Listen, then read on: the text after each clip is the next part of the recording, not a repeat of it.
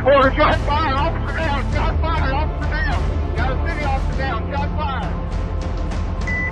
223, be advised, we have a visual on enemy paratroopers at grid Papa uniforms.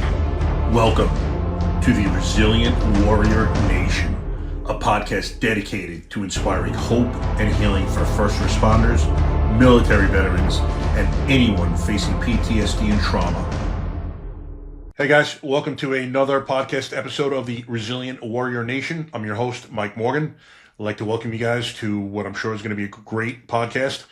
First, I want to speak about my shirt. This is not a proclamation. Unafraid is the company owned by a man named Eddie Penny. He's a former Navy SEAL and pretty much the reason why I'm sitting here today. So let me go back to the spring of 2023 and tell you about a day that I sat down and watched a Sean Ryan podcast, not knowing that it was going to literally change my life. That day he interviewed Eddie Penny, and as Eddie spoke, he was recounting the Extortion 17 incident in which a Chinook was shot down in Afghanistan, killing all 38 aboard, including the 17 SEALs. It was their largest loss of life in their community in one day. Included in the dead was Jason Workman, Eddie's best friend, and Eddie began telling the story of his escorting Jason's body back to his hometown. As he told the story, he was upset, rightly so. He was crying. And I simultaneously began thinking about a call that I had had 5 years before that I had buried. I'm a 30-year medically retired police officer, and I had a call of a 2-year-old found floating in the pool that day. So as I was thinking about that call and Eddie was recounting the story, no other way to put it, I began crying like a baby. I was not sure what was happening as it was happening. I was kind of questioning myself, like, what the fuck is going on? But shortly thereafter, realized that at this point, I had been retired almost a year. I had been going through some depression, anger, rage issues, just was not feeling myself for probably about a year and a half at that point. I had gotten hurt in September 20. I got in a couple of back surgeries a year apart and was medically retired in 2022. Had to go another year for workers' comp case. So for those 3 years, I was not working, not volunteering, wasn't allowed to go to the gym, built one in my house. But for all intents and purposes, I had no purpose. And just began thinking, and it kind of came into focus what had been going on, and I realized I had some sort of PTSD that I had suffered either in my career or my life, probably both, and knew I needed help at that point. Was not going to be this ornery guy that hated everyone and everything. Wasn't sure how I was going to go about it. Didn't think traditional therapy was going to do it for me.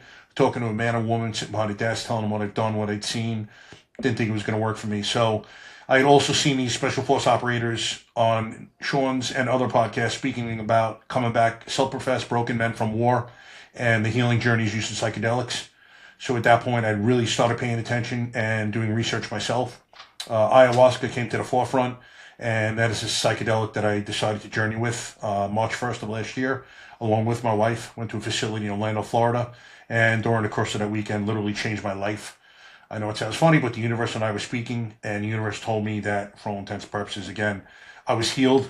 It's not linear, you go back and forth, but it had healed me, and my life's purpose at that point was to heal others, first responders and vets going through PTSD and trauma issues, and I literally said, okay, out loud. Wasn't sure how I was going to implement that, but one thing I decided to do was create this podcast to do for others what Sean Ryan did for me, where I bring on ordinary people who've done extraordinary things with their lives, tell you about the highest of highs, lowest of lows, in the hopes that you men and women who are going through it identify with them and hopefully get inspired and get some hope and know that you can heal as well. There's nothing different about you than them. I went through the same journey, and I just hope to see you guys on the other side.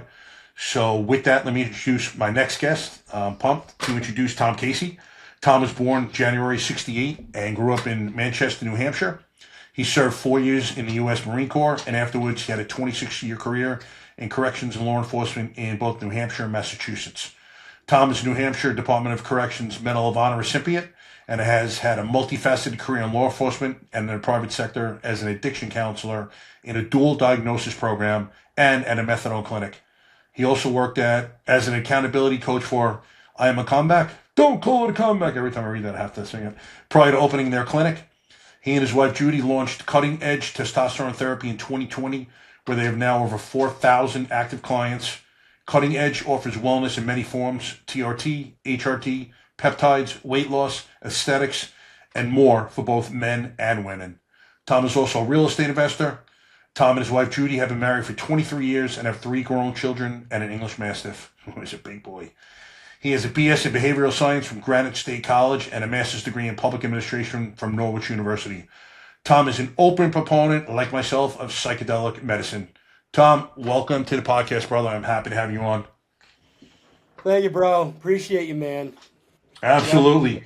Tom and I were introduced by our mutual coach, Taylor Kavanaugh, who's like my pimp now. He's made so many intros for me, and they've all worked out fantastic. So, T, I thank you again for this one. Brother, it's so funny. As I was telling Tom prior to us getting on, Tom had sent me a video the other day. My wife saw it. She's like, "Oh, you fucking guys look the same. Tats, muscled up." It's pretty funny, but yeah, exactly. I got the shaved cabbage. I got the headset on, but shaved cabbage as well. So we're like brothers from another mother, dude. It's unbelievable. So again, it's great to have you on. Please, let's let the audience get to know you a little bit. Just tell us about your childhood, how you grew up, where you grew up. Yeah, sure. Let me check.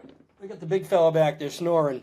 That's hysterical. Leave him there. That's fine. I love it. And they'll just wake up the neighborhood. But thank you, bro. Yeah, I grew up in Manchester, New Hampshire, in the 70s and 80s. Child was born in the 60s. Who would have thought? Just here we are still. Yeah. And 5 kids. Pretty spread out as far as ages, but my dad worked for the power company, public service company, and my mom was mainly stay at home. Okay. I was the second youngest of 5. Humble beginnings. Let's see. Yeah, did that. Let me see. Graduated high school, but how old was your kid? Sports-oriented kid, get in trouble? Oh, yeah. A lot of shenanigans. Yeah. Sports was it for me. Played baseball, basketball, a little football, but my main sport as I got older was basketball, and my least favorite sport was school. That makes 2 of us. Yeah, bright enough. A little bit of an odd kid, just kind of like being by myself, reading comic books, but... Really? 5 kids? You figure be the opposite way around, but everyone's got their personalities. Yeah, I wanted my own space, Uh-huh. And my brothers and I, honestly, to this day, just never got along. Really? Quite frankly, yeah. We were always fighting, battling, and my poor sister, she was the second oldest.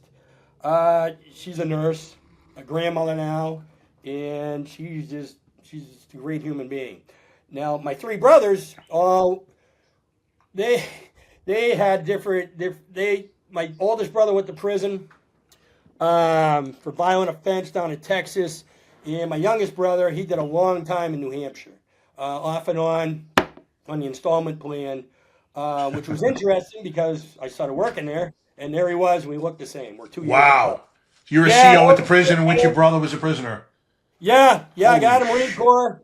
You don't hear that often. Actually, growing up, playing sports, blah, blah, all that stuff. But, yeah, getting all kinds of trouble. Graduated with 1.1 grade point average in high school. Hey, it's a 1. Yeah, he has a fine D. It was a D. Exactly. It wasn't my teacher's fault. They just, that's how they did it back then. He'll go do something. He'll work for the city, or his dad will get him to go in the military. So yeah, we had lots of trouble. We hung around this park called Prouts Park, and these guys I hung around with, we just drugs, alcohol at a very young age. We were really into psychedelics, but not the cool ones, LSD, smoking weed, drinking, doing coke, smoking a little crack here and there. Damn, you guys going hard. Yeah. The only thing we didn't do was heroin because we didn't have it. We didn't know about it. Thank God. Thank God for that. Thank God. Now, how's your relationship with your father as this is going on? Huh? How's your relationship with Dad? It's always that, isn't it? Yep.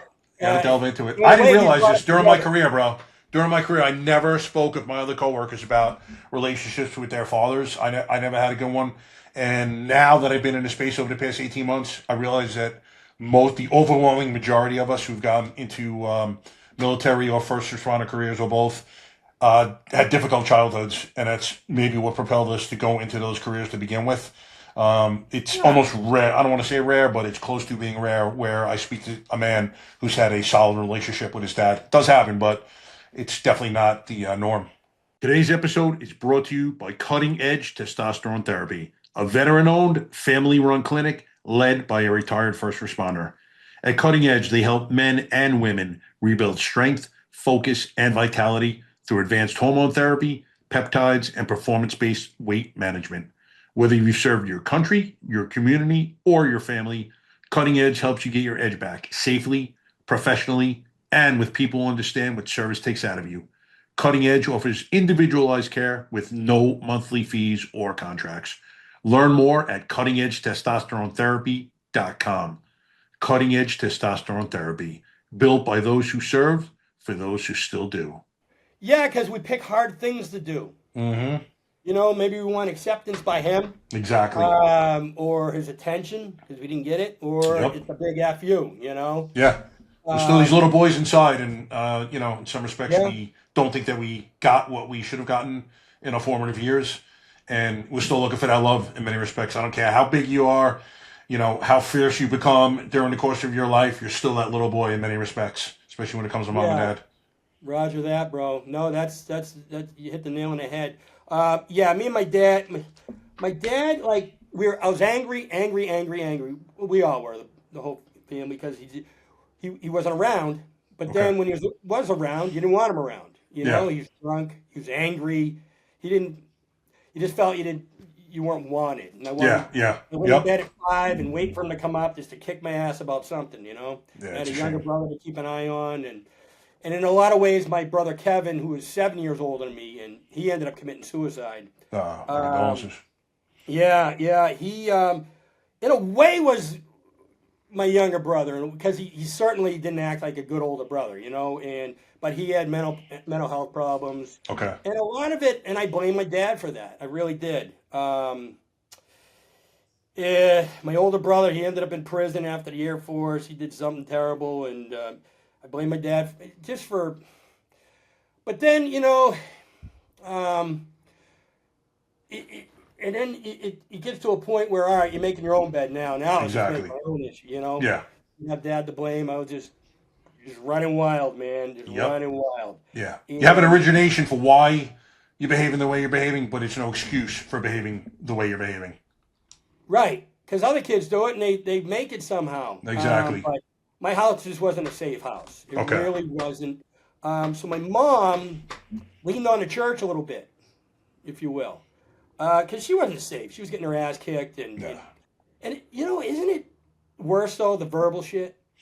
Yeah, I was telling my wife literally yesterday, because I'm writing a book right now, and I'm going back to stories of my childhood, and I'm like, I'd rather take a beating than have the verbal stuff heaped upon me. You know, if I had to do it again, throw me a beating, that pain goes away rather quickly. The verbal shit stays with you 57 years, man. Still here.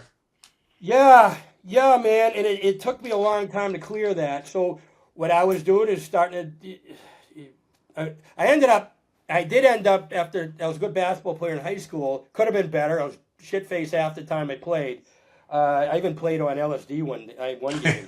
You know, I had a pretty good game anyway. But I really did. You don't hear that often. Tripping on LSD. No, man. I had a pretty good one. So I was locked in, you know. But and amazingly, I ended up at a junior college playing basketball. You know, lasted a semester, flunked out. And like, well, what do I do now? So, and Reagan was president, so I would join the Marine. I actually went down to a recruiting office with my buddy, and I said, first guy who comes out. So it's kind of showing off, you know, like, and we were half drunk anyway. Hi, whatever. And I said, I'm joining that one. So out comes a jarhead. This guy, Sergeant Champy. And, hey, man. And fuck it, let's go. And my buddy hauled ass. He ran. Did he? Yeah, he was gone. That's great. Yeah. So, I signed up right there. Open contract. I said, what's that mean? He goes, when you got a boot camp, you can do whatever. You just tell them what you want to do. You know, whether you want to be a grinder. And then, you tell them. All right, cool, man. Exactly. That's how it works. Yeah, no, they told me. Yeah. If those guys could get locked up for false information that they give to people, they'd all be doing fucking life. It's amazing. Yeah. it's funny. I know a couple now, and it's just totally changed now. But back then, there was nothing to do. The economy sucked, and so guys are doing it. You know, they had plenty of. If you want to be an MP, well, no, you've been arrested too many times. They had to go clear that shit up. And I had a bit of a record going in. Okay. And I'm pretty sure I had a dirty urine going in. So I remember that, and they give you a cup. You're like, oh man, no. But they kept me around, you know, and made it through boot. I liked boot camp actually. Oh, nice. It wasn't fun, but shit, my father did worse than me than these guys. These guys are like 25 years old yelling at me. You know? And I thought they were superheroes. They were just jacked, man. And oh, yeah. I remember you had to do 3 pull-ups when you got there. And I'm like, I never did a pull-up in my life. Really? I never did. Damn. My upper body was so weak, I couldn't do them. And they were killing me. Oh, I can imagine. Yeah, and I was overweight and all this stuff, and I ended up being able to do 20. And, nice. I could always ran like a deer, so did all right there. Got through boot camp. Then I was like, you got your MOS, they give you a job, and it's like aviation ordnance. I'm like, what is that?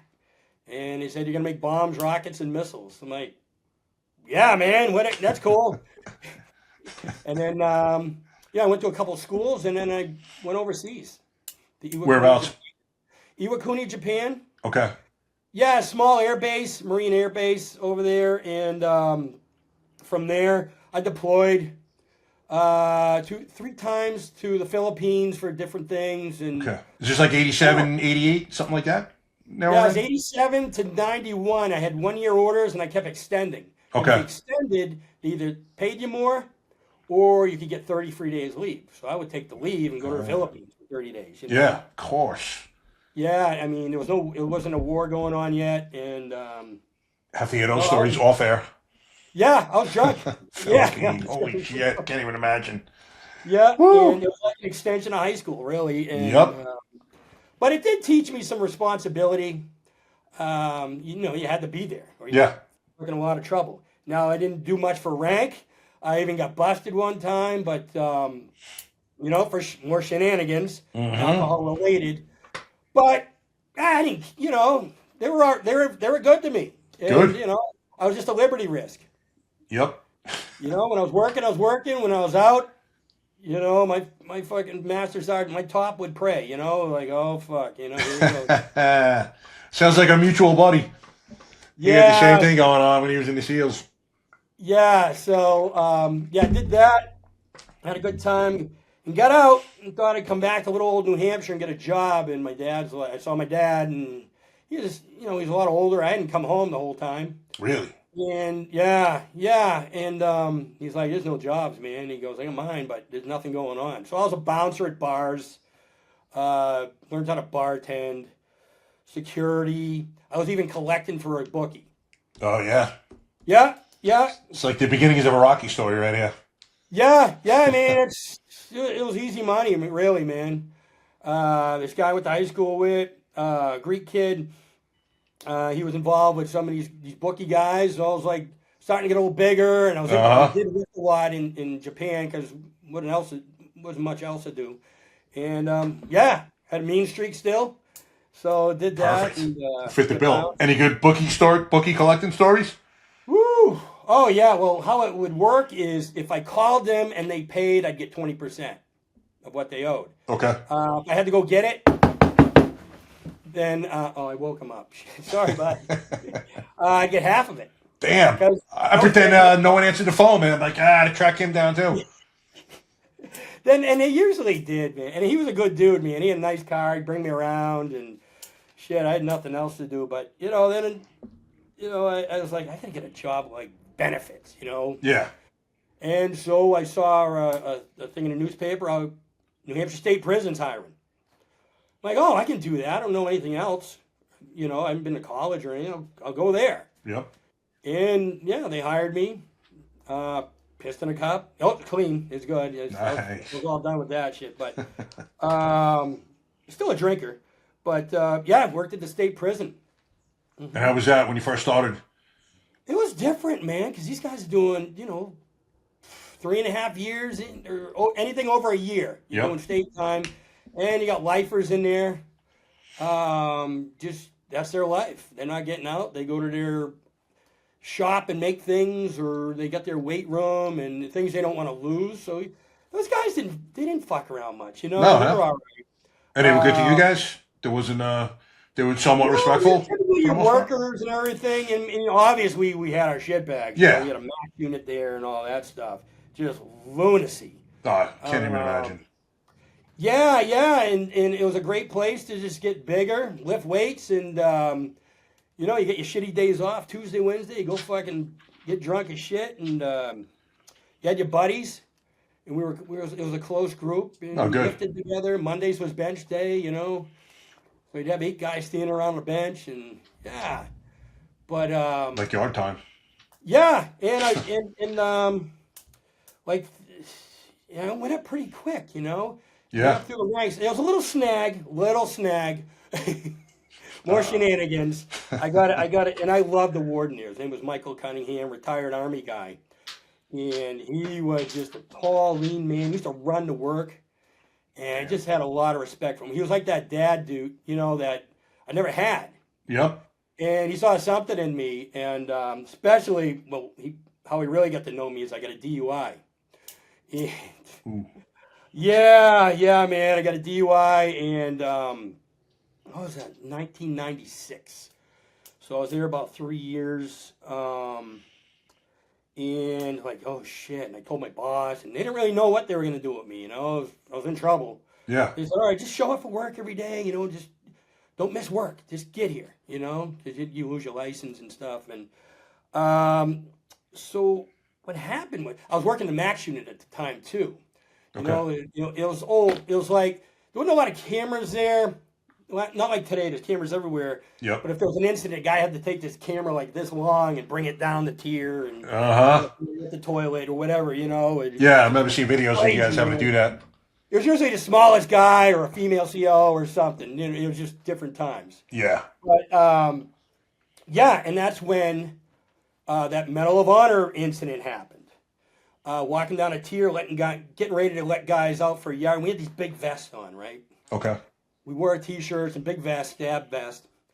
And, all right, guys, let's go, These guys were all locked in, get them ready. And one dude came running out of the cell, and this guy was standing next to me, and he shanked him right in the forehead, right in front of me. Damn. Yeah, and he got him. He got him good, man. And I took the guy and put him behind me. I was by myself, except with all these inmates. Wrong place, right time. Yeah. That's just way, and I had stopped drinking after the DUI, so I was clear-headed and shit. And everyone just kind of backed up, and me and this guy were going. We were going, I got the guy behind me, he goes, I'm going to get you two, motherfucker. He's trying to get me. And then I knocked the shank out of his hand, and then all the fellas came and, came over. So. Nice. Yeah, got a medal for that guy, saving that guy, I guess. So, which, gives you points for promotion. Uh-huh. And the first thing my unit manager, Mike, said to me after, he sat me down and he's like... What did he say? He said, you're all set, man. You're not in trouble anymore. You can't be. What are they going to do to you? Yeah. I'm like, oh, right on, man. So I just kind of went up through the ranks and, what did I do? Did 8 years at the prison. Most of the time was in the max custody unit. I just liked it there, Okay. Really? It's so funny because I had one prison story. I was in Atlanta working at 3 to 11 one night. We got a call of prison break. So I cruise over there. It's a federal pen. And roll up to the front door, get let in. And the CO's like, we had 3 guys. They had about a 40-foot granite wall, vertical wall that surrounded the entire prison. And apparently, Woody Harrelson, the actor? Yeah. His father firebombed a federal judge, and he's doing life. And I don't know if he's still there, but he was there. So he and 2 other guys tried to break out. So the first guy, I'm talking to the CO, and he's like, first guy was climbing over the wall, and one of the tower guards saw him and threw a couple of shots, and I guess he dropped down. I'm like, how the hell you get over that wall, bro? He's like, they take pool cues, and then toilet paper and wrap it up. And he's telling me how to let it dry and then wet it again. I'm sure he knows better than me. But he's like, it becomes as strong as a rope. I'm like, get the fuck out of here. And then he told me what they like fastened to make a grappling hook. And he's like, yeah, that thing was like solidly over the wall. This first cat was almost over when they threw the shots down. And they caught all 3 of them. But I was in there for about 5 or 10 minutes. And I'm like, at the front door, looking in. I'm like, there's no fucking way I could ever be in a prison working. No, cops don't dig it inside, man. Hell no. No. God bless you guys.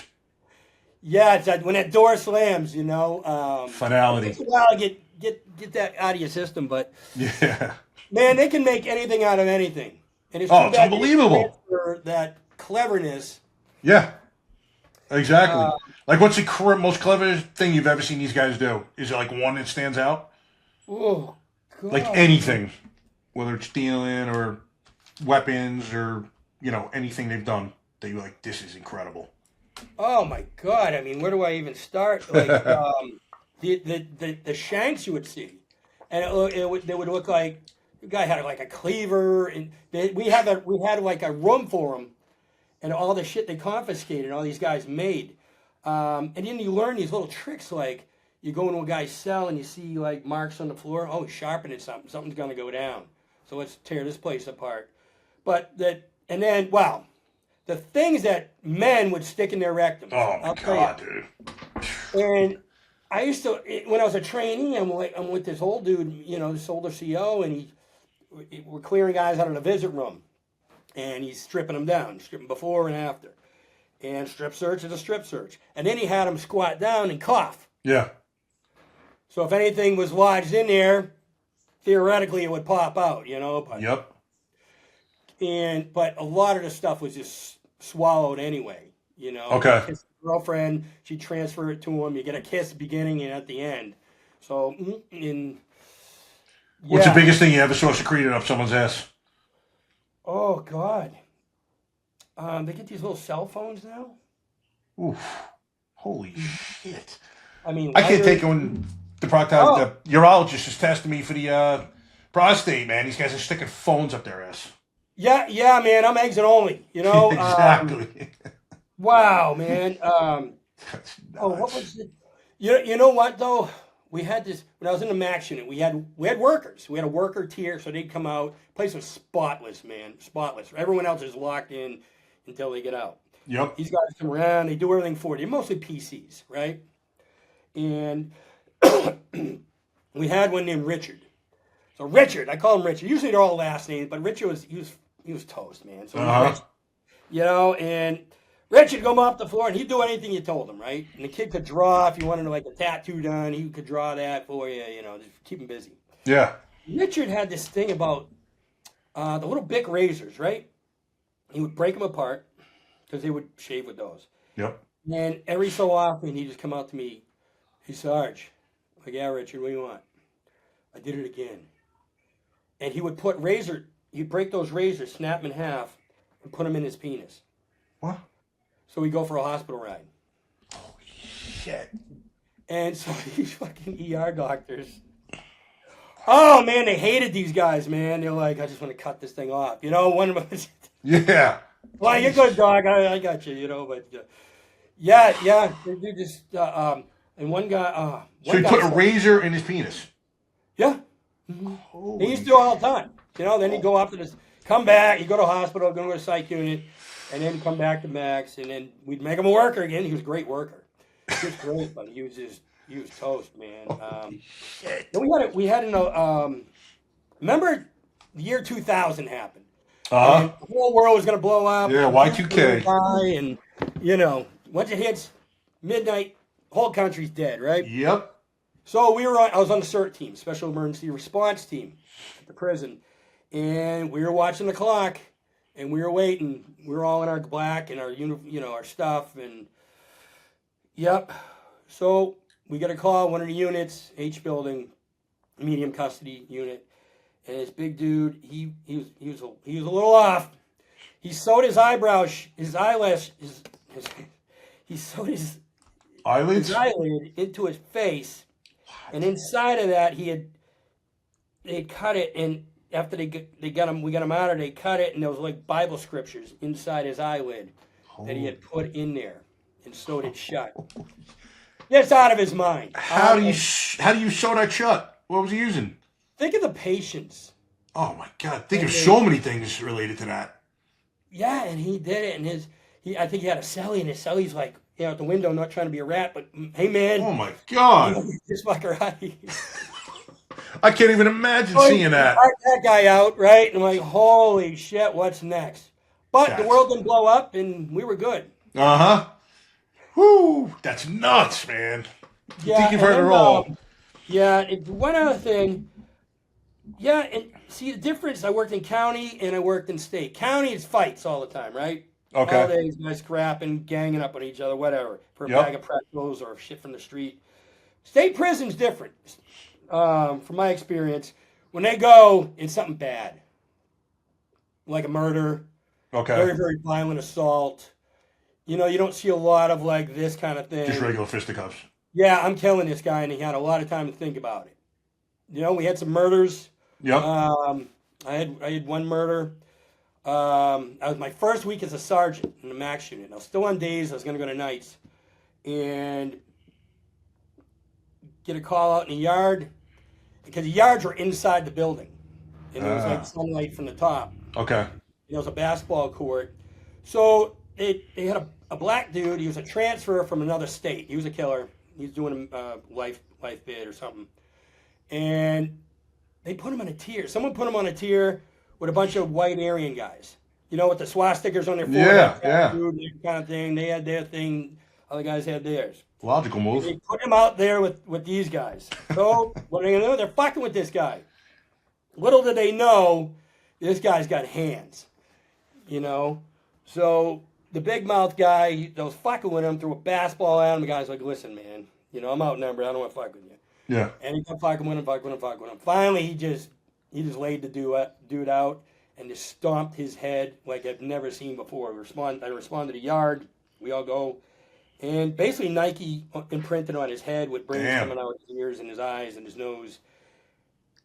And, yeah, he cuffed. I said, hey, man, on the wall, James. I'll call him James. On the fence, and they're all lined up. The fucking white guys are like fucking shaking. Holy shit. And this other guy, he's just dead. But policy-wise, you had to give him CPR until an ambulance comes. What? Yeah. So we have this bag thing, it was before AEDs and stuff. And we're just giving them... Yeah, compressions, make it look good. Yeah, and then they showed up, and, the ambulance guys were like, holy fuck. They've never been in max custody. They've been in a prison, but not like this. Yeah. And, yeah, he was dead as shit. And, Damn. It was a whole big thing. He ended up beating it. Did he really? Self-defense on that one, huh? Yep. I mean, doesn't the self-defense stop the minute the guy kind of gets knocked unconscious? Yeah, and then they shipped him out to Arizona or something. But, yeah, he had all kinds of lawsuits against us because staff were fucking with him. He liked our shift when I went to nights. I don't know. He was a smart man. He was a smart guy, like Mensa smart, right? Really? But probably bad, shitty dad, Yep. Out of Massachusetts, somewhere probably not cool, not great. And so we just give him books, keep him busy, man. Whatever. Yeah. He was just a voracious reader. And I had just an older, well-rounded staff. I was probably one of the younger guys, and I was a sergeant. Okay. And, one guy was an Army Ranger, one guy was in his 40s, and they were just cool to him. And he didn't fuck with us. Other shifts, first shift, third shift, they're rolling in on him with a shield, because of this. He's spitting at them, they're spitting at it. It's just a mess, But I think on our shift, he just took a break. Yeah, exactly. You guys probably showed him respect, so he's giving it back. Yeah, and then he went off to, I don't know what happened to him, but... whatever it is, it's just so much wasted potential within those walls. I don't know. Yeah, these guys, man, it's a shame. Yeah, it really is, because some of them could have led very productive lives.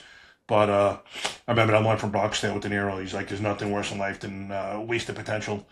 And that's all there is inside Some those of the most walls. jacked dudes I have ever seen in my life. Oh, yeah. Behind the walls, eating a tray of starchy food. Exactly. Like, how do you guys do it, man? Abs. No gear. Yep. Then they go on the street on parole. Then you'd see them come back, months later, a year later, just Shrunk fucking out. decimated, look like they're just starved. Yeah. You know, and 3 months later, back in the weight room, they're jacked again. It's unbelievable. But I used to tell, I was an FTO, and I used to tell my recruits, man, number one, you need to get in the gym. Number two, I'd ask them if they know how to fight. If they didn't, I'm like, you need to start today. I mean, it's not an embarrassment now, although to me it was, but it is if you don't do anything about it.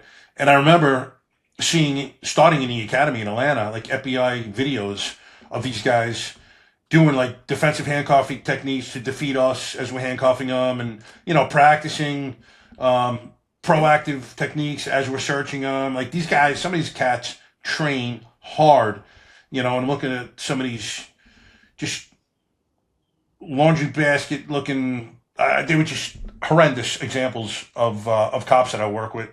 I'm like, you guys just don't take this serious. I don't understand it, man. This is life or death at some point in your career. Are you going to be ready or not? And a lot of these guys, or girls, are not going to be able to answer that bell. For the life of me, I'll never understand it, man. You were in that field. Some of these CEOs you work with had to be just bags of laundry. There was quite a few, man. There was quite a few, and it's the lack of discipline or grabbing overtime. Yeah. Just living there in that environment, eating that shit food, Yeah. I don't know how to do it. Details all the time. Yeah, I remember on Long Island, it was Nassau County and Suffolk County were our two counties, and a friend of mine worked at Nassau's jail and said he worked with a guy that used to have an RV, and was parked in the parking lot, and he used to do 16-hour days every day. I'm sure the OT check or the yearly income was insane, but I'm like, what kind of life is that this cat's leading? I mean, for years. I can't even imagine sitting in that environment 16 hours a day, 7 days a week. We had a guy like that in Essex County. He had a camper. Yeah, same thing. Once and would just go home whenever, but God. That's nuts, bro. I don't care if you're bringing home 400 G's a year, man. You tell me that's worth it. To me, there's no way. You tax the shit out of it anyway. Yeah, exactly. It's getting hit 50%. Yep. Yeah. I mean, there was one 2-week period. I did over 100 hours of overtime. Holy shit. Forced and combined, just going every day. Damn. I just got hooked, man. And at that, when I gone to Essex County, I was older. I was 47 because I had left New Hampshire, retired. I hit my 20, and I was like, and let me back up a little bit. I did 8 years in the state prison, and then while I was working at the prison, I got my degree. I had GI Bill, so I got a degree, and I could be a probation parole officer. That's all in the Department of Corrections. And so I boarded for that, got that, and ended up retiring as a chief of probation parole. Nice. Yeah, and that was a great gig, man, coming from the prison. You had weekends off, unless you wanted to work a Saturday and go check on guys and take a Monday off.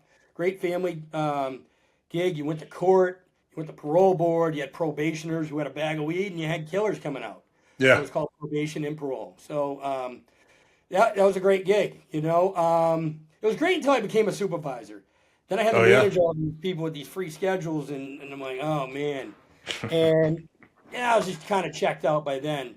And then got into the addiction field, addiction counselor in the private sector. So you're simultaneously working as a probation officer, and now you going to the addiction field? Yeah, I retired. I hit 20. Okay, so you retired. I was eligible in January of 2013. I was gone March 1st, right? And I got pension, and I'm like, all right, well, I'll go do this. And I worked at a dual diagnosis place. That was interesting. Yeah. Well, let me ask you this. What drew you to that field to begin with? Well, I had gotten sober and, going to AA and stuff, and I just had enough. I was taking a break, and I was just... So you did consider yourself an alcoholic? Yeah. Okay. Yeah, for sure. It's certainly a choice in my belief, for me. Okay. Just drowned in it. And then what led you to get sober? Well, I had gotten in a little spot of trouble again.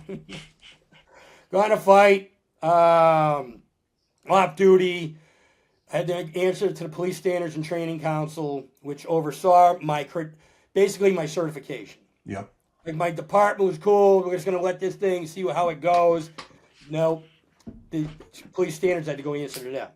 Okay. So let me just explain to people who don't know. Every state's got a post, we call it, peace officers standard training, and they're the ones that actually certify us as police officers. So even though we go to academy wherever we go, so in my case, Suffolk County, New York, I went to Suffolk County Police Academy, but the state of New York Post actually certifies me to be allowed to work as a peace officer in the state of New York. So they're the ones, say something happens, like the story now that Tom is saying, potentially the department can let me off with some type of punishment that falls below firing, but Post can decide to pull my certification. So in essence, I'm no longer going to be able to be a cop or a probation officer in this case. Yeah.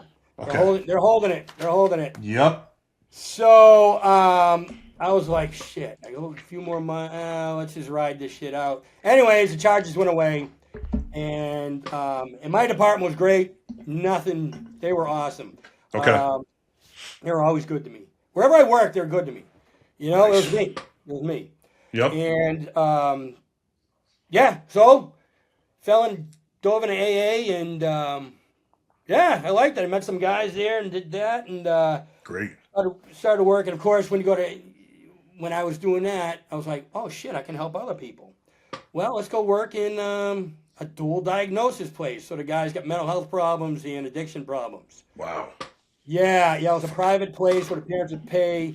These are grown-ups, but they're still under their parents. You know, none of them from really around here. They're from like New York, and they had some dough, and they didn't know what to do with Johnny. So they would just send him off in a limo and land in our steps, and we'd take him in and love him, medicate him, and, you know, I'd bring him to meetings and have meetings with him and hang out with him and shoot baskets with him, and it was like, oh, this is like being a gym teacher. Yeah, exactly. And do groups, so I did learn a lot there.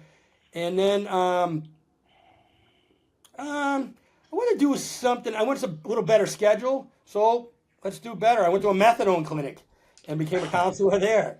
Really? And my wife. How was that? Woo! My wife got a job there. She was a nurse. She became a nurse, and I'll back that up. She stayed at home for years, and her background was accounting. And we had she had a stillborn baby. Carried it to almost term, and then she flew in a helicopter to Dartmouth Hospital, this big hospital, and we lost the baby. So, yeah, that would have been our fourth child. Okay. And her name is Faith.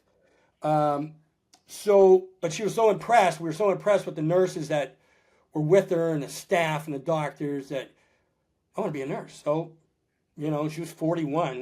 We had her late. And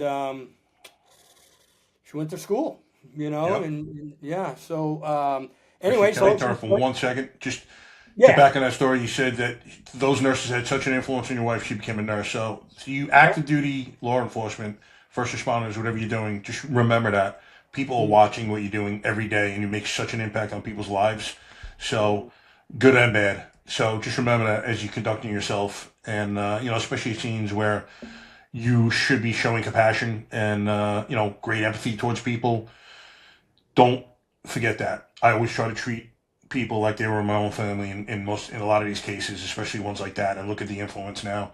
Tom's wife ends up becoming a nurse just for that reason. So I apologize for interrupting. No, man, perfect. Well said. Well said. You never know who's watching. Exactly. Even at this stage of the game, we go running down the street, get the white beard. Who's watching? You know, some dude might go for a walk after. I don't know. Exactly. Well, this is why I do this podcast, brother. Hopefully one person will watch and hear your story and change their life. For sure, bro. One person. Yeah, so methadone clinic, and my wife got a little side job in the window, dosing the guys, you know. Man, what a trip that is. 5 o'clock, great hours, like 5:30 in the morning to like 1:30 or 2, right? Yep. I had the rest of the day myself, and then she would do dosing in the window.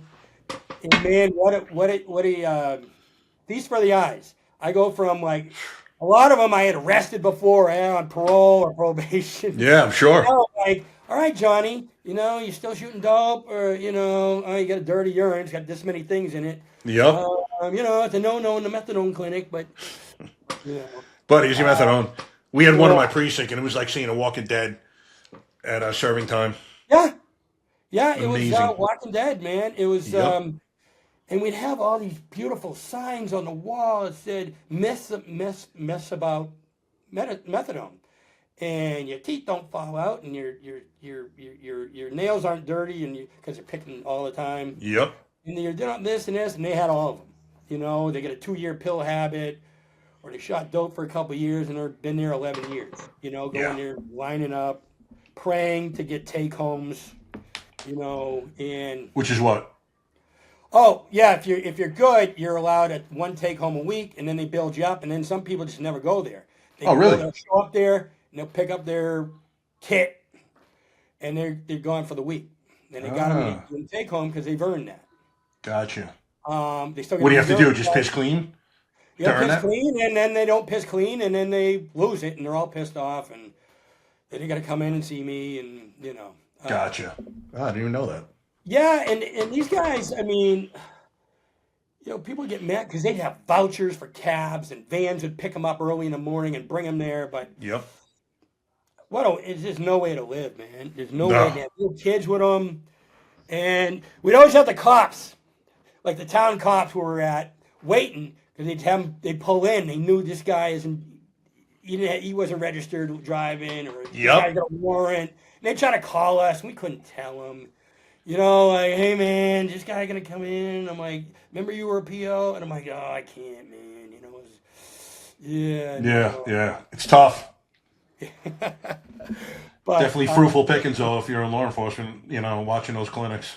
Oh, and there's a diner next door, and the owner would come over. This guy's shooting dope in the bathroom. Oh, God. What?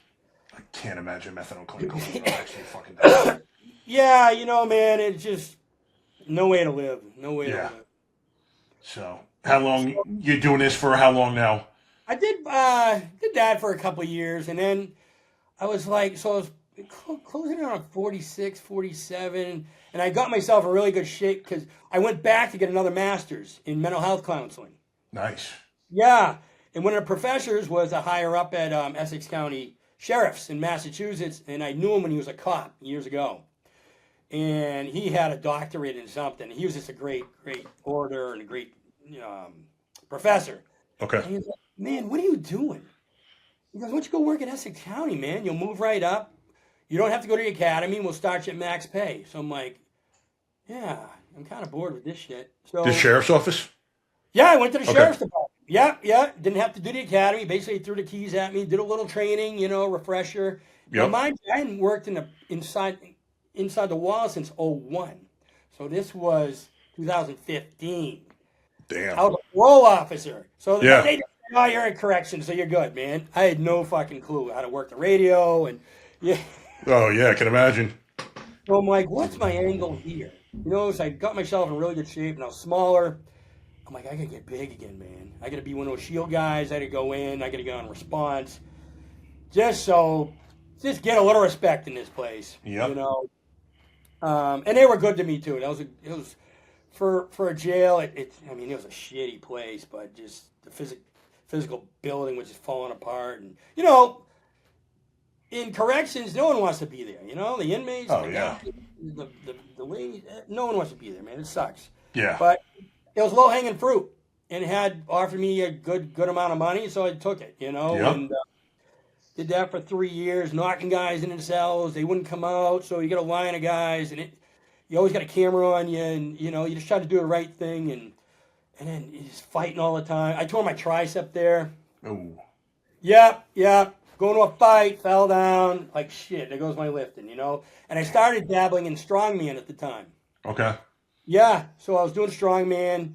By that time, I was about 300. Damn. 330. Yeah, my max was 330, and I'm barely 6 feet. Yeah, I was just going to ask, I told you. Shit, yeah, 330. Yeah. So I did a couple of strongmans. My last one I did at 50, 51, and I weighed 319. Damn. With the supers, and these guys are 6'5", and there's me, statically really strong. My tricep, I had surgery and it healed up. Oh, nice. So what are you throwing up weight-wise with the 3 exercises? Oh, my God. The bench, I topped out at 490. 490? Never hit 5. Let's see. Squat, I was in the 6s. Deadlift in the 6s. That was just a house, man. That's big nuts. belly, hard. Yep, on all kinds of, shenanigans. Oh, gotta be. Do you ever hear a guy named Pelleccia, by any chance? Joe Pelleccia from New York, powerlifter. I saw this guy on his bench 725 at the gym, and he was at 270. He'd go from 275 to the super. Yeah, he was a big dude. He looked like he was poured out of molten steel, but I remember talking to him, and he was 218. He used to train with Mike Quinn, the bodybuilder. I think Quinn was like 6'5". And they came to our gym one night, and I walk in, and there's just a crowd. So I'm like, what the hell's going on? So I had to actually go outside, walk around the whole gym to where this bench was, and I look in, and I'd never seen a bar bend that much. Like, it looked like it was going to break. I'm like, how many? I've never seen that many plates on a bar before. And I counted. I'm like, fucking 725 pounds. And this cat, bam, he banged it out fairly easy. What's that? Once you hit like 5 plates, it starts bending. Oh, my God. It was insane. I've never seen anyone do that. And then he gets up. He was 218. I thought he was going to be... I mean, he looked like he was 50 pounds more. Just looked like he was made of poured molten steel. It was insane. I hope he's still good, man. I hope he's still good. Yeah, from what I hear, he's doing all right. Definitely in his probably 70s now. He was a little bit older than me at the time. But, it's just incredible, like some of the feats of strength that humans are capable of. I was thinking of someone else, but, some of those, I mean, a lot of the guys I lifted with, are not around anymore. Yeah. Whatever reason, they didn't take care of themselves or, we didn't have TRT clinics. We didn't have do labs, you know? You didn't have estrogen blockers, that kind of thing. So guys, it was like the Wild Wild West. You're drinking on the shit, and Well, when it got classified as a drug, when it went on the schedule, then it went everything was back room, and who knows where the hell it was coming from, and that was the worst thing it could have done. Up until then, everyone was pretty much getting clean gear, and then you didn't know where it was coming from, and the shit these guys were doing, though, some of these protocols, man. Oh my God, I don't know how these guys live, like these pros. Holy shit, they're insane. It's a lot, man. It is a lot. You're going to have someone with a medical background following you, testing you, your liver, your kidneys. And even now, man, we got guys that come in, they'll be honest. They'll be say, hey, man, I'm doing this, I'm doing that. All right, man, we got to get a lab on you, obviously. And you got to promise you're not going to do that shit. We'll kick you out. And it's funny. Because their testosterone levels, you think would be like, 3,000, 5, something crazy, right? Yeah. And it's like 300. I'm like, man, listen, man, don't kill the guy, but this is shit you're doing. Yeah. But then their liver enzymes are high because they're messing with these like online SARMs, like an Ostarine or something online that's not even Ostarine, Yeah. And these are young guys, man. They're nuts. So it's an eye opener for them, but it's good because we take care of them. We take good care of them, and luckily the money they're paying for this shit online and the risk they're taking, and believe me, we did all that shit. Oh yeah, but it's not worth it knowing that you can go to a clinic like yours these days and get good product, get good medical care. Like there's no excuse to be going. Online and getting this stuff these days. There really is not. And we got guys that do, we got a wide demographic of things they do. We got a 70-year-old bodybuilder who won a contest last year. Nice. Never won one in his life, but we watched him, He wanted to go on some Winstrol. I think Judi talked him out of it. He didn't need it. He was just thinking back in the 80s, Yep. We have options. We have a lot of options, really, and we watch you on them, and we're gonna cut you off. Like, all right, that's enough, And they're like, cool, man, because they look great anyway.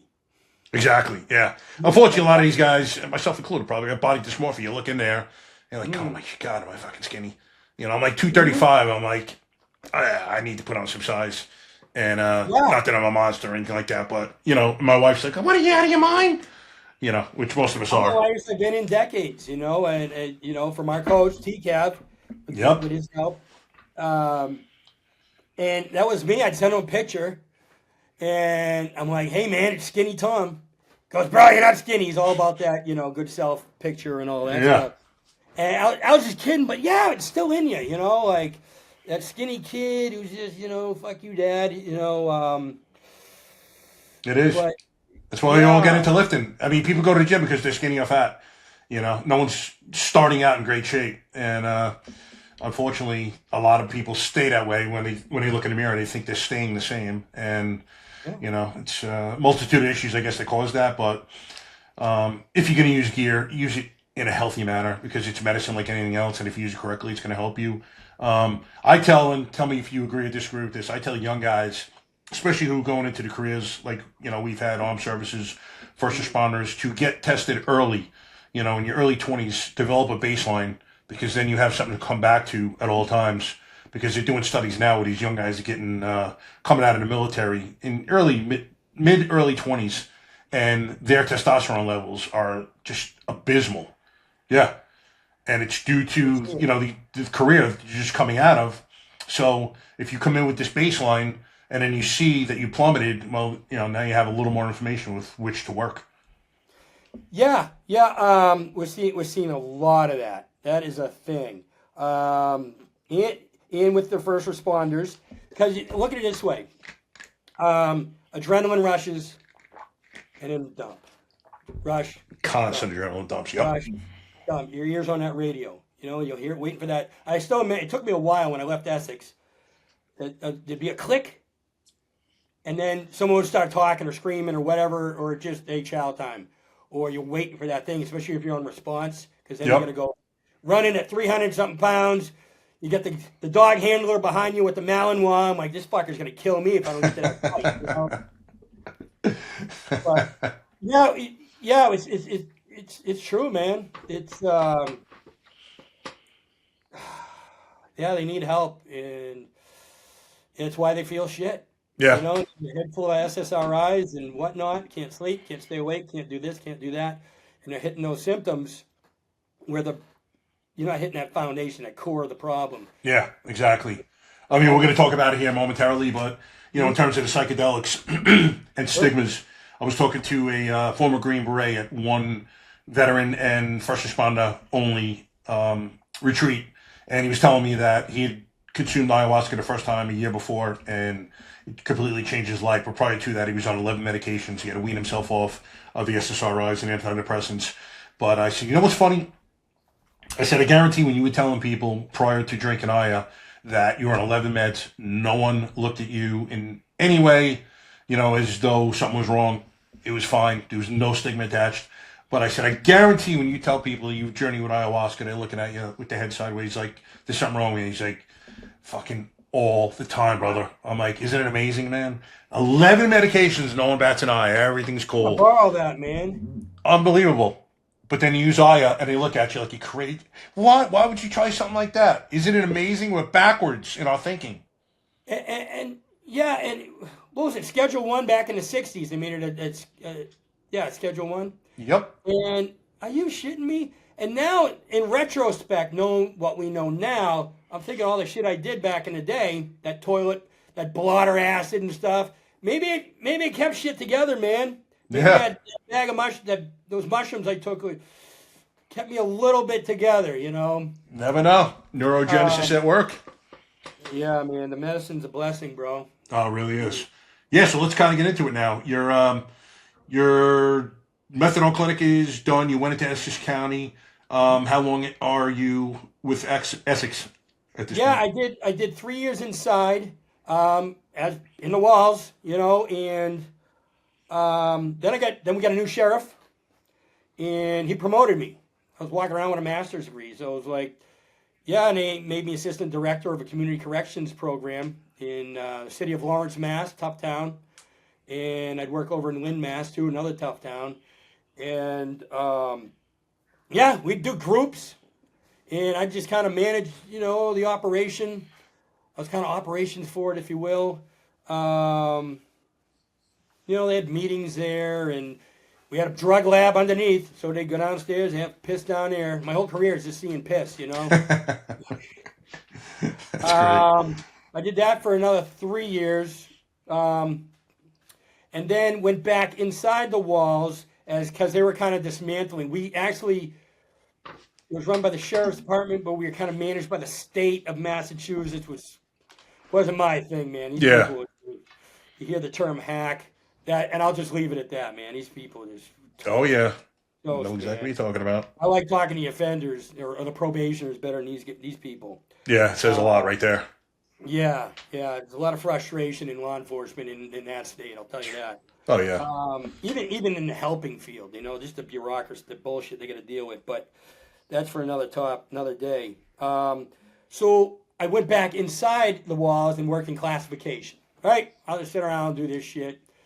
And, guys will go to different units. So I had a desk, that kind of shit. Yep. And I was looking out that window. I'm like, I'm jumping out of this motherfucker. I just can't stand this place. I was on the 3rd floor where all the admin was and stuff. Great people. They showed me a lot of respect. They were so good to me. But I was aging out maybe or attituding out and just had enough of that. So my shoulder at the time, my rotator was junk. And I knew it was from benching. It wasn't a work thing, that one. And so I'm like, I got to get this fixed. This is my way out. Yep. So I scheduled surgery, talked to my bosses, like, yeah, man, I got to get this thing. It's killing me. I've had it like 6 years, right? It was just time. Yeah. And packed up my desk. I'm like, why are you packing? You're coming back. Well, I'll bring new shit, whatever. I started to have this plan, like, I'll do anything. I need to get out of this shit. Yeah. This ain't for me anymore. Because at the time, let me back up a little bit. Well, I was at Community Corrections. This is when I was really heavy. I was like 330, topped out, right? Okay. Just not eating good. Back to doing some drinking. But not, I was coming home. I was a good dad, I guess. I wasn't present, though. Okay. And I was terribly suicidal. Really? I was ready to eat it. Yep. I was going to eat it again. Has this just started or this has been going on for quite a while? My whole life, really, off and on. Really? Yeah. My brother had killed himself years before. He cut his wrist. That's another story. My cousin found him. He was a cop in Manchester. And, my brother took his life. He was a Navy corpsman, always attached to the Marines, and he got out and hit my father. He got the brunt of my dad. My dad smoked that guy. Oh, really?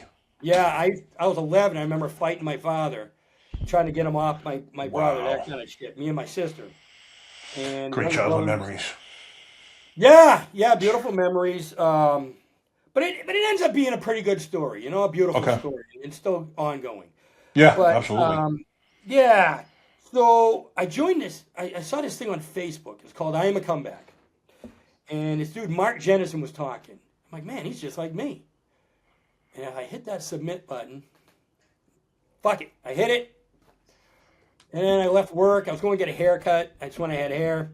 I was going to the barber shop. I was parked outside, and it was raining. I was like, fucking, this sucks, And I'm just fat and fucking, And then his brother called me from IAMACOMEBACK. And we were talking, and it was like $3,000, right? I'm like, fuck it. Here's my card, dude. You can steal all my money. I don't care. Just done. He goes, you'll be all right. And then, so I'm waiting. A few days went by, and I get this big giant box. I open it. There's all this IAMACOMEBACK shirts and shit, and notebook. I had a workbook I had to do, and he had Zoom calls. And I had a coach that was texting me all the time. This guy named Prem. He was an Indian. He was from Connecticut. He was a good guy. Oh my God, what a good guy he was. And it was just a hodgepodge of men that would just fucking couldn't do AA anymore. Didn't dig that shit anymore. It wasn't our thing. And it was just peer pressure. And, their saying was, we don't take money from pussies, so fucking buck up, man. 6-week program. I did it in 5. I started running, running, dropping weight. And, loved it, man. Loved it. Ended up becoming a coach there. Nice. So what is essentially like you guys having Zoom meetings, like a collective meeting of, it's almost like AA online? Is that how it's working? Yeah. Okay. But it was kind of the anti-AA. It was just about like choices. It's a choice. You write your goals down every day. Every day you write your daily goals, your 90-day goals, and your lifetime goals. Every day. And every day, each one of them were the same for me. There was 5 of each. Number 1 was don't drink. Yep. Number 1 is don't drink. Number 1 is don't drink. Don't eat too much, this kind of shit. And, so accountability, basically, was the whole program was about. Yeah, accountability. That's what it was. Answering to another dude who's been in your shoes. And yeah, but then but they're all business guys. They're all business. I was the only one from fucking corrections, right? Law enforcement. And I'm like, man, this guy's got this business. He's got this. And they're like, man, why don't you open a business? I'm like, I don't know anything. I have a fucking garden. I get into gardening there. I'm like obsessed about it. I was growing in the city of Manchester. I had the biggest garden in the city. It's crazy. Oh yeah. That corn crop, everything. I just loved it. It's a good hobby. Yeah, it was. And then Mark Jennison became my real good friend, my brother. Still talk to him today. And he's like, there's got to be something you can do. And so I'm like, I don't know. We got to think about this. And so that's when I chose to like, all right, I'm going to go out and get a surgery. And so my wife came home. She goes, I like you being home. You've been home in 20-something years. You've been doing overtimes, you know? Yep. So what can we do? And she heard about this thing where you can learn how to open a TRT clinic. It's like, yeah, let's do that. Fuck it, you know? Yeah. And that's when I decided that day I'm not going back. And we're going to do this thing. And we learned a little bit. We talked to a rep from one of the pharmacies. He walked us through the whole, his name was Antoine. He's still our friend, still one of our reps. And now we got a shitload of pharmacies. But we did it. We started with no people. We rented an office for $8.95 a month. I had an office. There was a sliding door. She had her office. We're in this building with other therapists. There was lunatics running around. It was great. It was a wild place, man. Uh-huh. Yeah. And in a sling. I had surgery, you know? Yep. The sheriff's department would call me, hey, when you come back to work, man. I'm like, man, I'm in a sling, man. And then they finally called me, and they're like, Dina from HR. She was great. She's like, Tom, you know how it works around here. Someone told on you. You got a job, I hear. Yeah, kind of. And you need to fill out this packet for the sheriff because he needs to approve of your job. I said, well, no. I live in New Hampshire, and I have a business.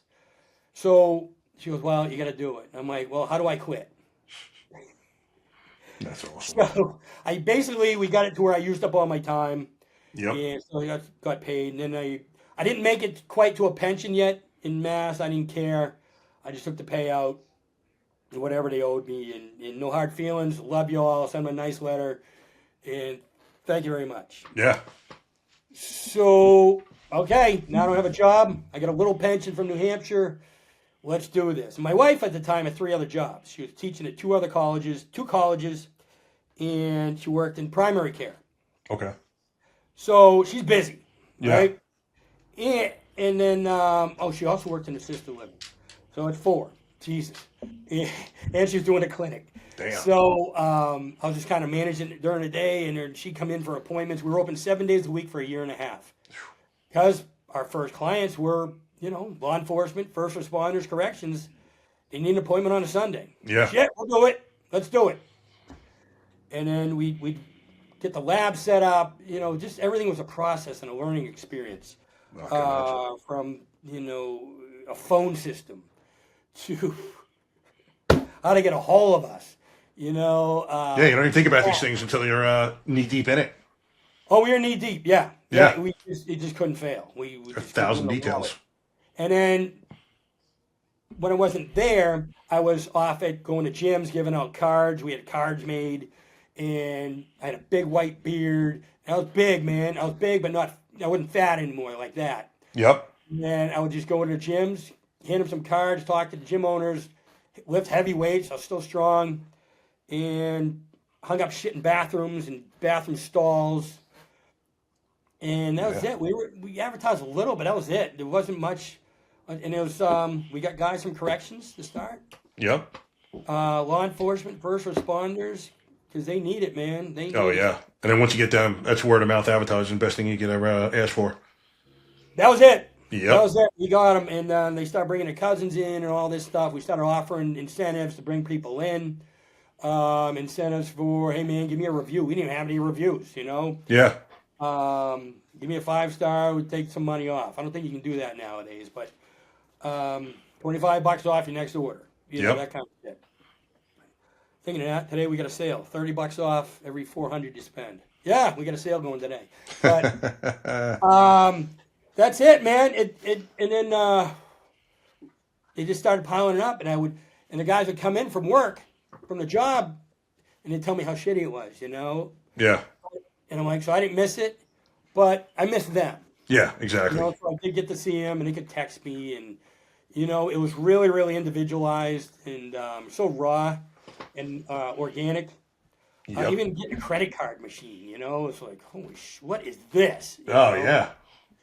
Never been on the other side. Yeah, so it was just me and her. And then we kind of outgrew that space, went across the alley, got a bigger space, another dump in the middle of Manchester, and I call it a dump. These just wasn't good landlords, but whatever. It was good enough for us. We didn't care. We'd fix our own stuff. Yeah. We'd have homeless guys sleeping on the steps, shitting on the steps, pissing on the steps, Nice. Going through our trash, and we get, you know, people coming in for a medical appointment. Yep. So I do some 30 rounds. Funny story, one guy got in, and he couldn't get in our office. My wife had a client in the office. He was in a wheelchair, and for TRT. And I'm like, she's like, I hear something. I go in around, what? And the guy in the wheelchair, yeah, man, something's up there. I'm like, nah. So I go upstairs, and there's a homeless guy in the vacant area upstairs in the closet. And I'm like, hey, man, what the fuck you doing here? Green hair. His arms are like that skinny. Uh-huh. I'm like, man, you gotta get the fuck out of here. No, I'm the cleaning company. And I'm like, nah, man, beat it. And I'm like, by the way, how'd you get in here? And there's a mail slot in the window with the locked door, and his arm was so skinny. He reached up. Holy shit. Yeah, methadone, methamphetamines, and you know, fentanyl. So he got that skinny, and That's snuck nuts. his ass there and just, you know, had a great time by himself. So like, we gotta buy a building. Jesus, we gotta get out of here. So yeah, we just kept growing and growing and growing. We grew out of that place, and we're fortunate enough to be able to buy a building. Nice. And when we bought it at the time, the rates were like 10% for commercial loans. It was terrible. We couldn't get a loan because we weren't open long enough. Like, we were only open a couple of years. Not even. Okay. Yeah, and they wanted you open 3 years and this and that. They're like, send us a P&L. And I'm like, what's that? Oh, okay, yeah, profit and loss. All right, figure that out. Yeah. There's some accountants in it. Oh, that's me. I don't know, man. That's great. You learn, man. And Yep. then, that is how you learn. so one of my friends was a realtor and just a clever man. He was a parole officer with me. And then he had left that and then gone on to do just phenomenal things in real estate. Yep. And he got this deal done with this guy, and the guy holds the note for us, 3.5%. Let's do it. So we'll loan the place next year. Nice. And it's just a big medical building. Great. Good for you. Congrats on that. That's man. awesome. Yeah. So let me ask you, let's transition a little bit now to psychedelics. Oh, And kind of what brought you there? Well, my friend Mark Jennison from IAMACOMEBACK told me about his experience. Yep. This place he went to, and I got to be a little vague about them because they're under the radar and they're just good people. Absolutely. And you know, he called it medicine. Yep. And he just told me about it for a year, how he had been on the medicine and this and that, and he was different, man. He was different. He was growing this big thing. This, you know, and he had a program for, I guess you call it a program. It was more of a fellowship or a fraternity, you know. We call these other brothers, and yeah, you might go there for drinking, or you're just fat, or your kids are flipping you off, you just get no respect yourself. And he blew up this thing, but you know, things were getting to him, and he found this medicine thing through his coach. Everyone's got a coach. Yep. And I'm like, no, man, I'm not doing that shit. What are you, crazy? And then I did, and we were talking, and he goes, you know, you kind of want to set an intention, you know? So Yeah, just gonna ask you what yours were. Yeah, so I'm like, well, I want to see my baby. You know, her name is Faith, Yep. our stillborn. I want to see her. So he's like, yeah, man, that could be it. Let's go. So he got a group of guys to go, and we had the whole place with his guys, and I went. I brought my tax guy at the time. Oh, yeah. Yeah. Who doesn't bring their tax guy? Huh? Who doesn't bring their tax guy? Yeah. It's so funny. Bringing the tax guy to psychedelics. Yeah. Not a good story with that guy, but that's awesome. So let me ask you, what is the medicine? All I can say is, because I don't know. They won't tell you. They don't tell you, and I don't. But what they tell you is that it's a combination of synthetic and plant-based. And they don't get any more specific than that? No. That's crazy. That is crazy. So, yeah, I'm in now, right? Yeah. Sign me up for 2. Yeah. So I went, and I went to this beautiful place. And it was a compound, and you got this apartment thing, and and they give you the medicine, and you're gone for hours, dude. And I was gone, and they had told me before. I'll call him Frank, the guy I talked to. Okay. Semi-famous guy in the basketball world, but I told him what I wanted to do, my intention and stuff. He goes, all right, this is what's going to happen to you. And I told him I don't believe in God and all that stuff. I'm not a church guy and all that shit. He goes, whole different thing, church and God. Mm-hmm. I said, okay. You're gonna blast off, you're gonna arrive, you're gonna see 3 doors. Easy, medium, and hard. You're gonna go to hard. I said, really? You know what this is gonna happen to me? Fuck it, I'm in. Let's do it. Mm-hmm. And so I went. I don't know if they planted that in me, then that's why, but there I go. And it just started, and you listen to music, and the music started getting distorted. And I'm like, ooh. And you're recorded, right, on the phone. The phone's recording you, just so you can transcribe it later. And you held kind of accountability for yourself, like what you promised as your ego smashed. Like, I'm going to do this, I'm going to save the world, and this and that. Yep. And integration's a big part of it. Yeah. So off I went, and door 3, out walks this beautiful girl. It's her birthday month. 15-year-old girl. And I'm like, holy, I said, Faith? And it was her. Damn. It was her. I couldn't touch her. She could touch me. She had this long black hair, kind of curly. Yep. The eyes kept being different. Blue, brown, green. So our kids got brown eyes. One of them's got green eyes. One of them's got blue eyes. And then she was a mix of them. But I still remember she had long fingers. Like my wife, who was a softball pitcher back in the day. Yep. Our daughter, Danny, she was a pitcher. Our girls all got long fingers. She had those. I don't know. And then out comes my mom, who there was about 30. My dad with his Elvis hair. He was about 30 and young and vibrant and cool and just present. My brother, I remember looking at my brother's wrist because he had cut his wrist. And he goes, I'm all healed, bro. I'm all healed. Wow. There's no pain up here. Now, are you guys able to talk in the journey? Yeah, You are. I'm having a conversation. Wow. And so in the recording, I'm like, yeah, Ma, what do you think? What do you think of this place? She goes, blah, blah, blah. And she was telling me all these lessons that I never listened to as a kid. I thought she was a dope. I did. She was a high school dropout. She had to work in a shoe shop. Come from nothing. I grew up in a depression. Yeah. And I apologized to her for being a fucked up kid. And she goes, you were a kid. And I apologized to her for not protecting her enough. And she said, it's okay. And then my dad was there. And I apologized to him for being a shitty kid. And he apologized to me. He goes, you were just a kid. It's all better up here. He goes, I'm sorry for what happened to you. And then I talked to my brother, and he said he had hair again, and he was just healed. And we were chatting away, and it was all good, man. And I was still talking to Faith, and I remember she had this kid with her, right? This will go on to another journey. She had this dude with her, and I'm like, hey, man, what's your friend? She's like, just nodding her head, yeah.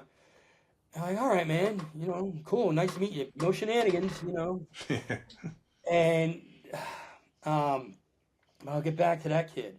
And then up came this dude. It was like an elevator shaft, like this old elevator. And I was looking at him. It was all kind of cloudy and hazy, but God was there. He wasn't this guy in a robe. It was just God's presence. Okay. That's when I fell in. I'm like, man. Because I just didn't believe it. I was an altar boy before for a short time, and I had been molested as a kid. In church? I mean, from the priest or whatever? Yeah. Yeah, I was a paper boy for the church. Also a little side job. But this dude came up. It was him, Father Lauer. Right? He's in front of me. Yep. And he looks so sick and feeble and old and stupid looking and, soft. Because I'm this man now, right? And I forgave him. And then he disappeared. He was gone. Yeah. That's powerful stuff. I carried that shit around forever. Since I was 12. Had anyone known? Had you told anyone? Told my wife. Prior? Okay. I haven't gone public with it. Now, now. Right. But prior to the journey, your wife knew? No. My wife knew. So no one knew? In a litany of therapists, Okay. Of course. And then how'd you feel after the journey? Did you feel like it was lifted? Yeah, it's gone. Amazing.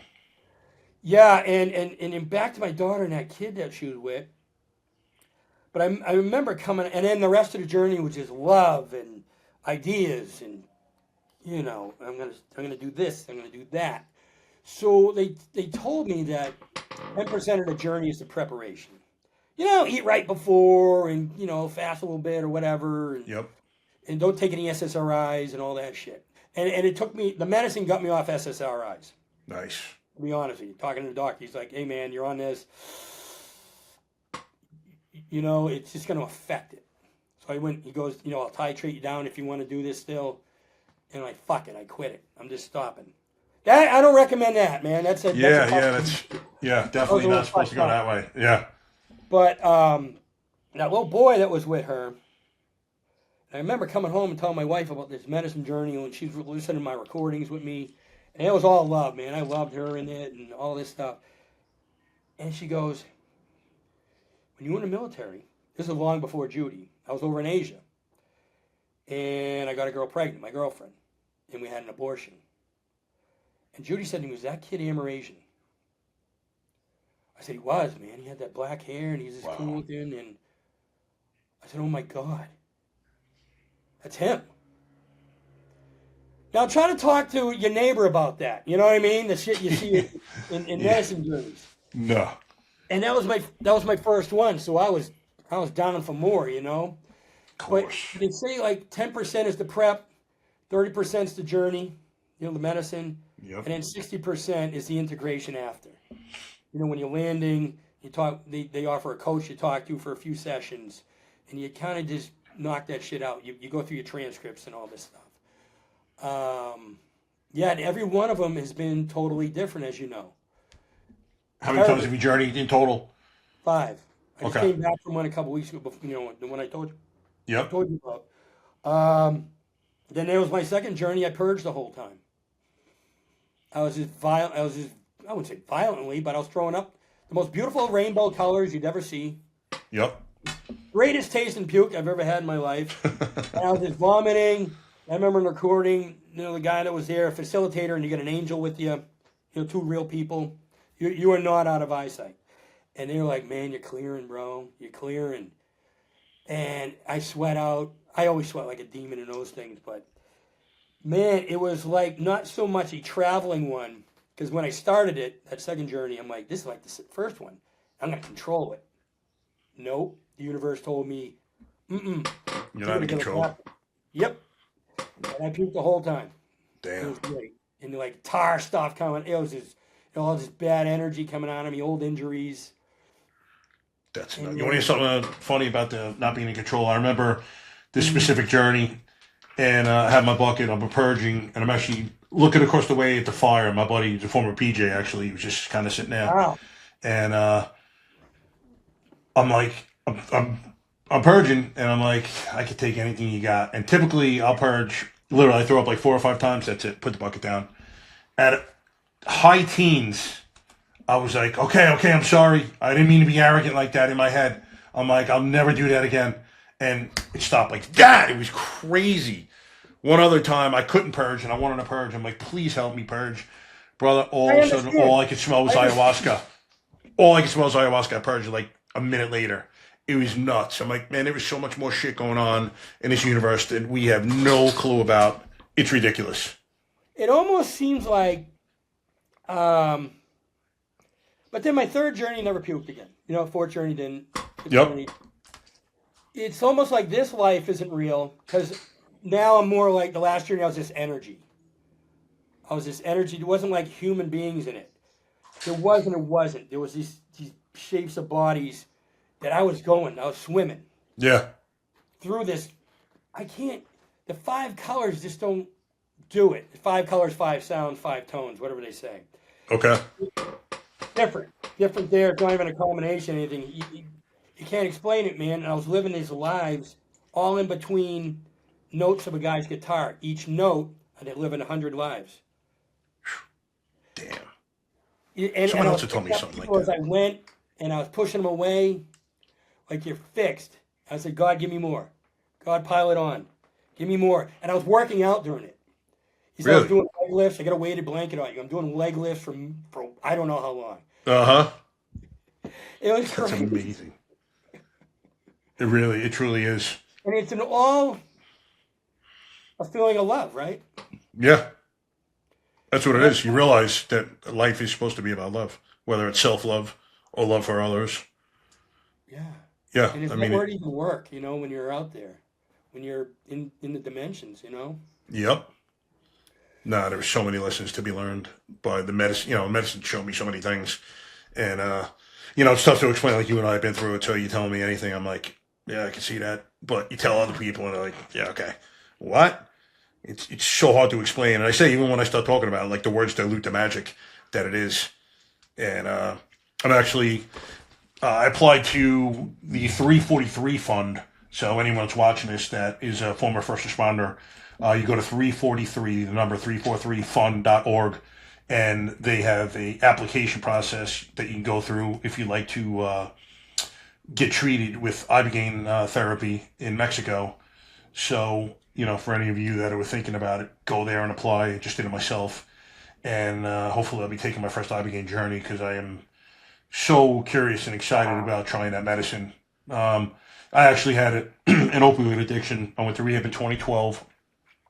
And it's funny, I'm an fervent anti-drug guy my whole life. I smoked weed in high school. That's the extent of my drug use. But I got hooked on opioids, man. I was taking them as prescribed for years, but realized during my first marriage when it was going bad that they kind of dulled the pain and kind of took everything away. So I started taking more and more and more. And before I know it, man, some days I was taking over 50 tramadol a day, had 8 seizures in 3 years. And after that last seizure, I told my ex-wife, I just looked at him like I need help.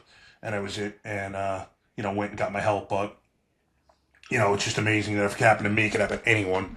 Firstly, I forgot my whole point was when I started this, but, the power. Oh, yeah. Oh, yes, the ibogaine. So, I screw myself up cognitively. Like, memory used to be so much better. I used to be so much sharper, sense of humor wise, quick wit, bam, bam, bam.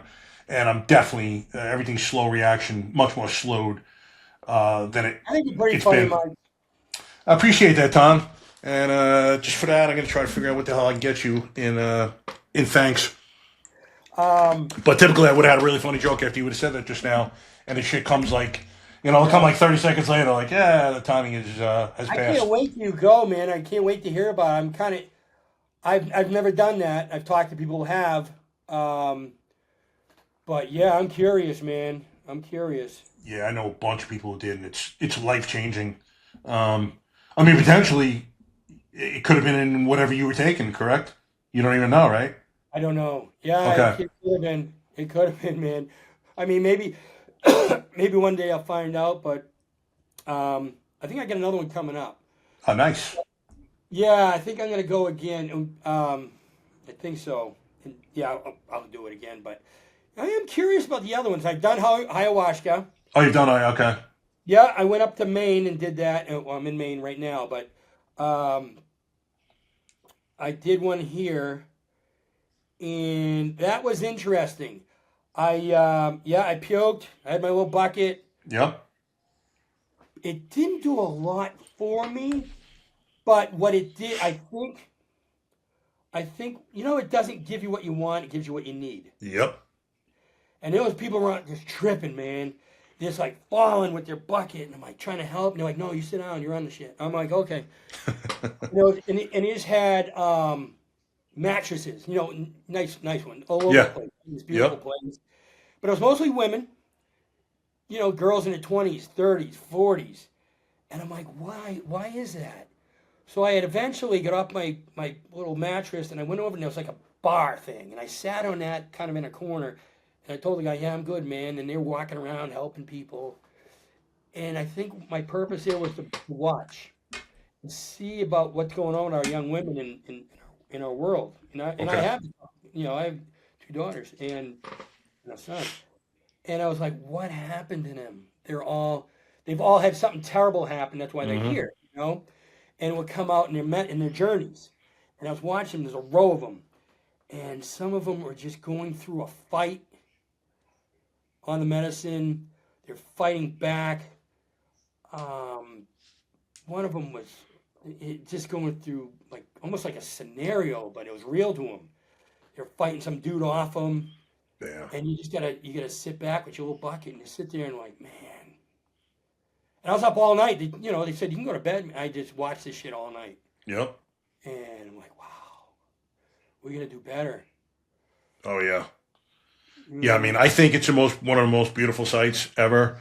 There's a profound pain going on, but people are healing from it. I mean, you hear visceral screams and cries. The amount of sexual abuse suffered by men and women is mind-boggling. There were so many disgusting human beings walking the face of this earth. I did not realize the amount of men that have been sexually abused, to be honest with you. I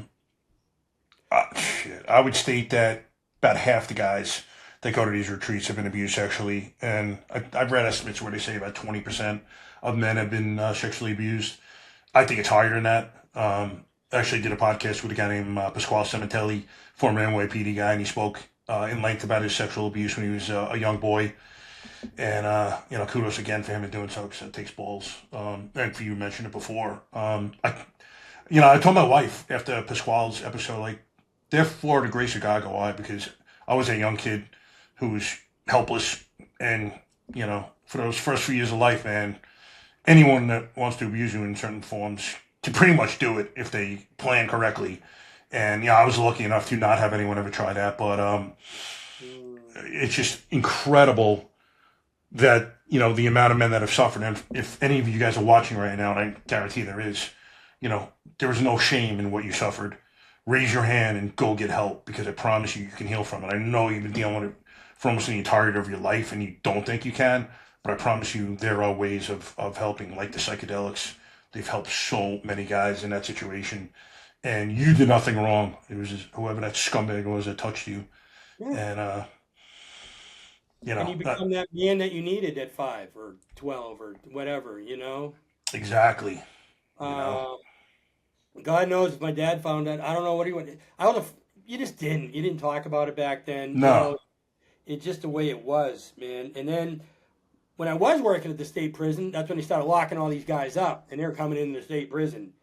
And a lot of those guys that are inmates were victims, Yep. So they were just, I remember, they were bringing in one. Actually, and they brought him in the receiving, and he didn't last long, and they brought him out.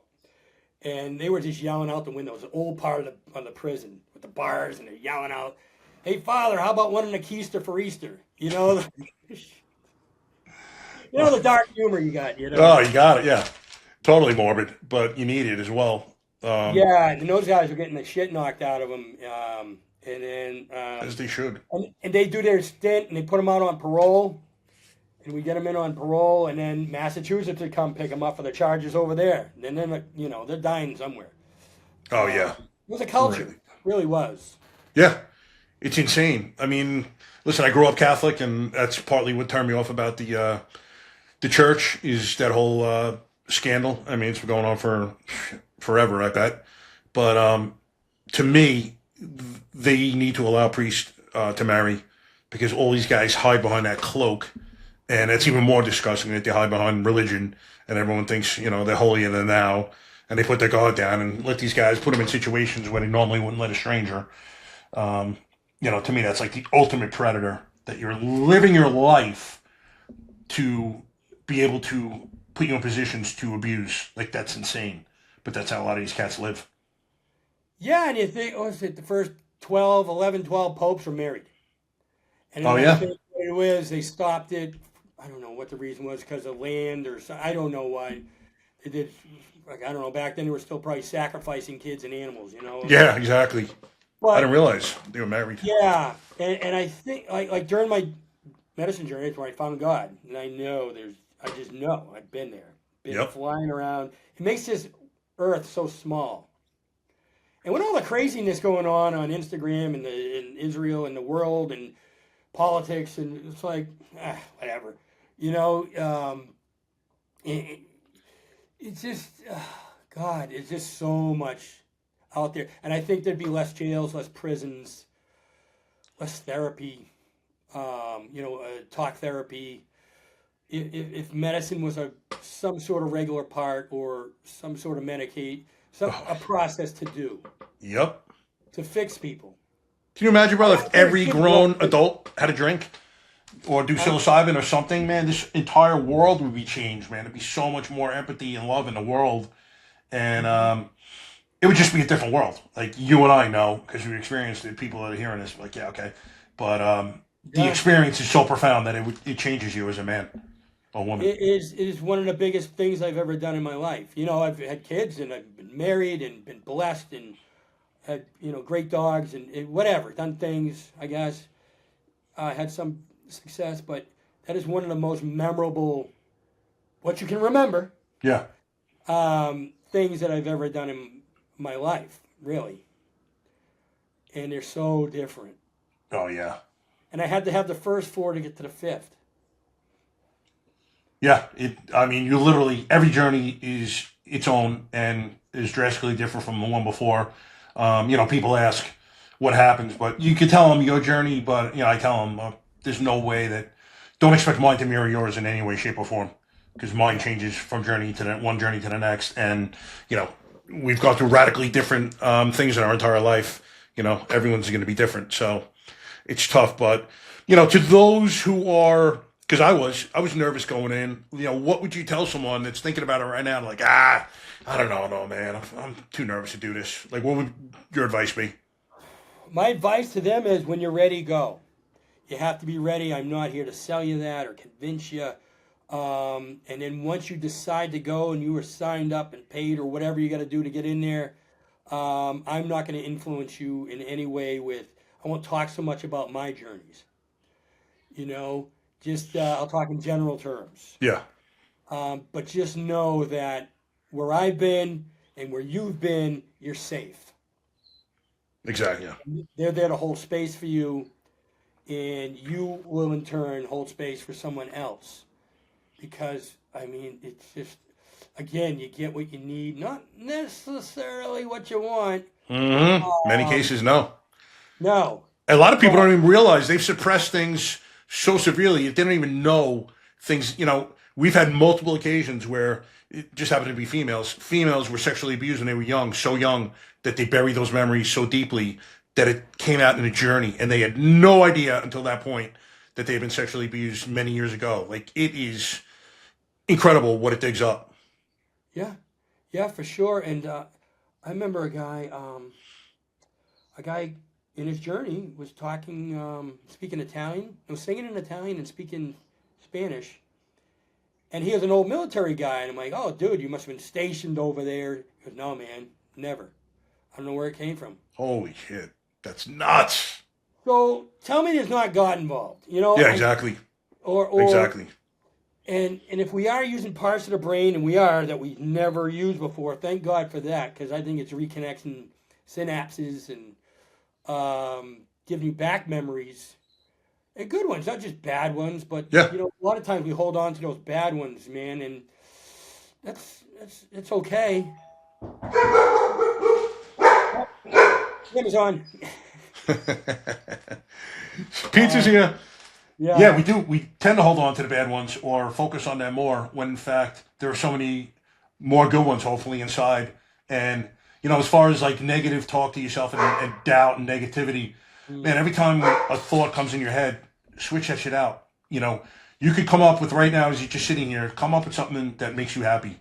And then remember that thought. And then when some negative pops in your head, bam, just replace it. As stupid as it sounds and as easy as it sounds, it actually works. Like, I've done it. Talking negatively to myself, I used to do it all the time. Yeah. Man, I really, really do it, bro. You fat fuck, lift it. Yeah, exactly. No one talks to you more than you talk to yourself. God loves me. God loves me. Yeah. I'm a lot lighter now, but exactly. Yeah. It's amazing what it does, man. Just talking to yourself in a positive sense, because your brain can't tell if it's you talking to it or someone else is talking. Like, your brain now was thinking, like, I'm this dumb fuck. No, you're not this dumb fuck, and stop telling yourself that you are, because that's what you're bringing to yourself. And I mean, there's just so many things. We always lead off our stories with our bad shit, Yep. And there's just so much of our life that is good. Exactly. Seeing like I do this little exercise. I go to the beach. Beaches are across the street here, and we'll go sit on the beach. Me and my wife, and it's very quiet around here. It's very, very nice, and a lot of older people, and they're walking, and I'll reverse age them. And maybe what was the atmosphere like then, the environment like then? What kind of clothes did he wear? What do you look like as a baby or she? And what has been held by his hands or her hands all these years? Different things, like a bucket with a shovel, and then it turns into your first date's hand, or then you grow and it's like you dance with your husband, or the baby you held. What happened, or those calluses you got from working. And it's just a beautiful act. Someone told me about it, and I'm like, yeah, man, that makes a lot of sense.